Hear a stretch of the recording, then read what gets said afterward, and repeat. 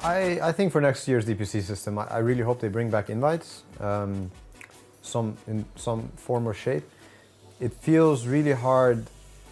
Now, I don't want to sound arrogant, but it feels really hard that if you are good at the game and you are doing well at the same time, that it's still so tedious to make it to these tournaments. And it feels like your whole schedule for the year is spent on Dota, where there are many arguments for why certain teams should be invited. And with these invites, I also think it's going to be healthier for the tier 2 teams, which I think is something you could talk about for a long time as well. I think the major teams that have to go home the next couple of days and instantly play qualifiers, I think that part of the system is incredibly flawed.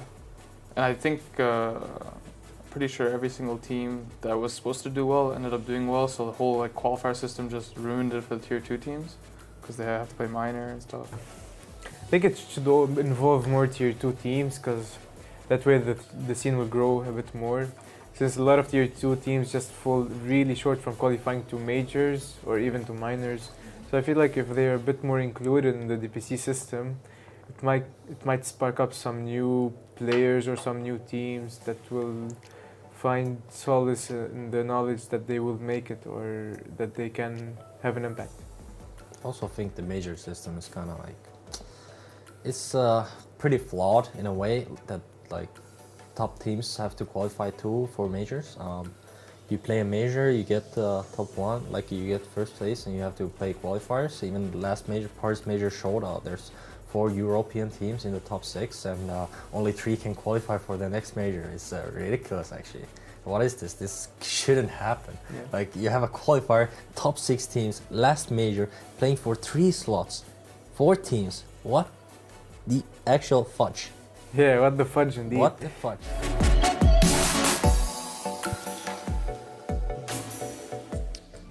As I said earlier, the Kimi Räikkönen of esports, what the fudge indeed. It seems to be a common complaint though. It's something that we hear a lot from the players when we're talking to them casually here, and a lot of events. That one comes up all the time, invites and qualifiers in particular.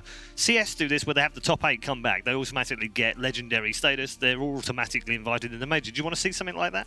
It's obviously a big complaint from players. They tweet about it, and they have good justification. I think the place that gets slightly complicated is Valve's always been very careful about how many teams from each region get invited. It's been a common discussion point for literally almost a decade now.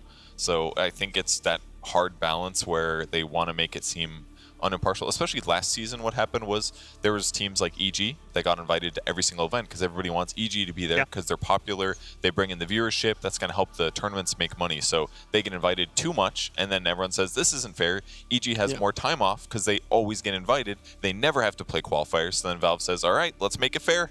Everybody plays qualifiers, and now we have that reaction and the problems associated with that. So it's kind of it's a long story of how we got here. All right. I'd love to get more thoughts from you, but unfortunately we're going to have to move on.